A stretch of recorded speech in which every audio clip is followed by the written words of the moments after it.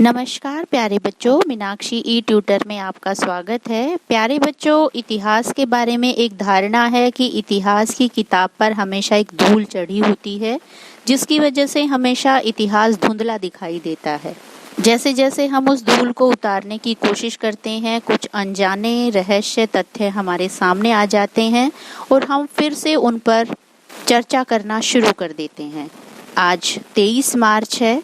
इतिहास में जब जब इस तारीख का जिक्र आता है तब तब हमें उन 3 क्रांतिकारियों की याद आती है जिन्होंने हंसते हंसते फांसी का फंदा लगा लिया और अपनी जिंदगी भारत माता के नाम कुर्बान कर दी।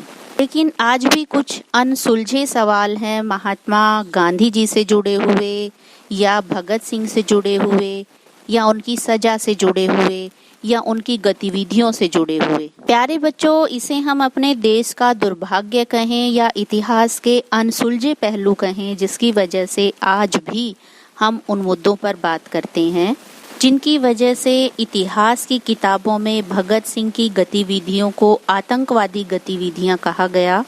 अगर सरकारी आंकड़ों की बात करें तो आज भी सरकारी रिकॉर्ड में वही स्थिति है जिसे अंग्रेजों ने स्वीकार किया था। हम कहें कि सरकार आज भी भगत सिंह को शहीद का दर्जा नहीं दे सकी। अगर हम आंकड़ों की बात करें तो अप्रैल 2013 में एक आरटीआई लगाई गई थी, जब भारत के गृह मंत्रालय से पूछा गया था कि भगत सिंह, राजगुरु और सुखदेव को शहीद का दर्जा दिया गया, कब दिया गया, और अगर नहीं दिया गया तो सरकार ऐसा कब कर रही है।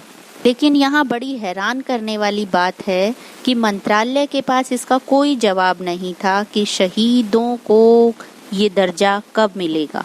यहाँ दूसरा सबसे बड़ा सवाल है संघ लोक सेवा आयोग, जिसे सबसे बड़ा एग्जाम माना जाता है।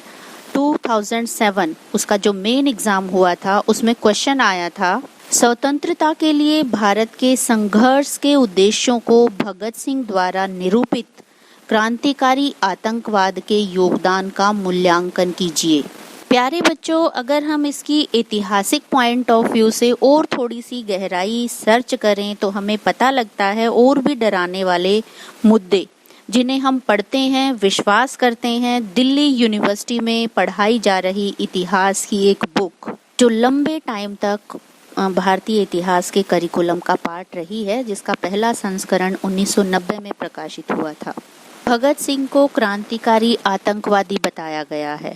हालांकि बाद में संसद के दखल के बाद इस पुस्तक पर बैन लगा दिया गया और वो उस अंश को हटा दिया गया। लेकिन यहाँ सवाल ये खड़ा होता है कि 23 साल का एक नौजवान, जिनके जज्बे की वजह से ब्रिटिश सरकार भी इतनी घबरा गई थी कि जो फांसी की तारीख 24 मार्च 1931 को तय हुई थी सुबह, उस तारीख को बदलकर 23 मार्च 1931 शाम 7:33 पर सभी सरकारी नियमों का उल्लंघन करने तीनों नवयुवक भगत सिंह, राजगुरु और सुखदेव को फांसी पर चढ़ा दिया।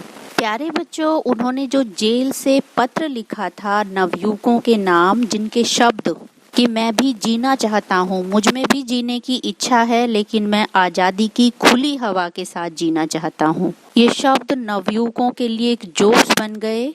उनका दिया हुआ इंकलाब जिंदाबाद का नारा स्वतंत्रता का प्रतीक बन गया।